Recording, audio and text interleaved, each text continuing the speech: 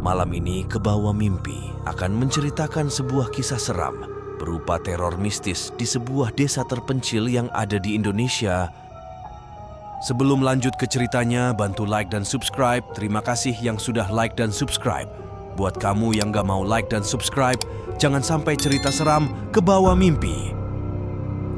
Di sebuah desa terpencil di Indonesia, tempat yang terlupakan oleh waktu dan teknologi modern, hiduplah sekelompok penduduk yang masih memegang teguh tradisi nenek moyang mereka. Desa ini dikelilingi oleh hutan lebat yang selalu menyimpan misteri, dan kaum desa mempercayai bahwa roh halus dan makhluk gaib melintasi tepian hutan di malam hari. Cerita dimulai ketika seorang pendatang baru, seorang antropolog bernama Maya, memutuskan untuk tinggal di desa ini untuk mengungkap kearifan lokal dan budaya yang diwariskan dari generasi ke generasi. Dia menempati sebuah rumah tua yang terletak di pinggir desa. Maya segera merasakan bahwa ada ketegangan yang menggelayut di udara desa. Penduduk desa meskipun ramah menunjukkan ketakutan yang tidak terucapkan. Mereka memperingatkan Maya untuk tidak berada di luar rumah pada malam hari dan menjauhi hutan. Namun, Maya penasaran. Suatu malam, dia memutuskan untuk mengabaikan peringatan itu dan berjalan-jalan di tepi hutan. Saat dia berjalan di bawah naungan pepohonan yang tinggi, dia merasa ada mata yang mengawasinya dari kegelapan. Langkah-langkahnya terdengar seperti hanya satu suara di tengah hutan yang sunyi. Ketika dia mencapai jantung hutan, dia melihat sesosok bayangan gelap yang menyelinap di antara pepohonan. Sesuatu yang tidak terlihat oleh mata manusia, tetapi Maya merasakannya, kehadiran yang tidak bersahabat. Pada suatu malam mendung, Maya terbangun oleh suara-suara aneh yang berasal dari luar rumahnya. Dia melangkah keluar dan melihat penduduk desa berkumpul di lapangan desa dengan wajah pucat. Di tengah-tengah mereka, terdapat sesosok makhluk gaib yang mencoba berkomunikasi dengan mereka. Maya berusaha memahami percakapan antara penduduk desa dan makhluk gaib itu. Terungkap bahwa desa ini terkutuk oleh sebuah roh jahat yang meresahkan penduduk setiap 100 tahun sekali. Roh ini menginginkan korban manusia untuk memenuhi kehausannya akan darah. Penduduk desa yang penuh ketakutan bingung mencari cara untuk menghentikan kutukan ini. Beberapa menyebutkan tentang sebuah ritual kuno yang dapat membebaskan desa dari cengkeraman roh jahat. Mereka membutuhkan sukarelawan yang bersedia menjadi bagian dari ritual itu. Maya, meskipun ketakutan, menyadari bahwa dia memiliki tanggung jawab untuk membantu penduduk desa ini.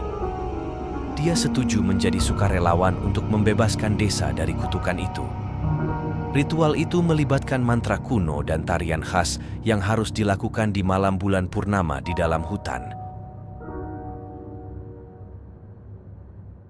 Saat malam purnama tiba, Maya bersama dengan penduduk desa yang mengetahui ritual tersebut memasuki hutan yang gelap dan misterius. Mereka membentuk lingkaran di tengah hutan dan mulai melantunkan mantra kuno sambil menari mengelilingi api unggun yang dinyalakan sebagai pusat ritual. Saat ritual mencapai puncaknya, bayangan roh jahat muncul di hadapan mereka. Keberadaannya mengguncang alam semesta dan suara gemuruh menggema melalui hutan. Maya merasakan kehadiran roh jahat begitu kuat sehingga hampir tak tertahankan. Namun, dengan keberanian dan tekad yang luar biasa, mereka melanjutkan ritual. Seiring mantra kuno dinyanyikan dengan penuh keyakinan, roh jahat mulai melemah dan akhirnya lenyap dalam serangkaian cahaya terang. Penduduk desa bersyukur kepada Maya karena telah membantu mereka mengatasi kutukan yang telah lama menghantui mereka. Maya, setelah mengalami pengalaman supranatural yang menakutkan, meninggalkan desa dengan rasa bangga dan lega.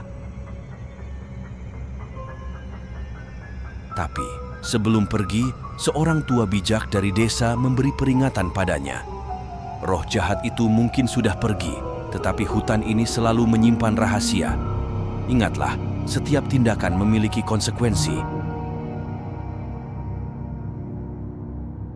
Maya meninggalkan desa dengan pertanyaan-pertanyaan yang masih menghantui pikirannya. Apalagi yang disembunyikan oleh hutan ini dan apa yang bisa terjadi selanjutnya?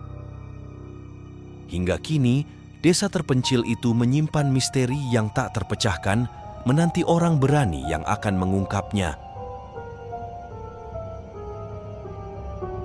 Itulah cerita malam ini, sebuah teror mistis yang menggemparkan sebuah desa terpencil di Indonesia. Buat kamu yang punya cerita seram dan ingin diceritakan ke dalam channel ini, silakan kamu email ceritamu ke email yang tercantum pada deskripsi di bawah. Terima kasih yang sudah mendengarkan cerita ini. Jangan lupa untuk tekan tombol like, share, komen, dan subscribe. Dan nyalakan lonceng notifikasinya untuk mendapat cerita-cerita mistis lainnya. Jangan sampai cerita seram kebawa dalam mimpimu.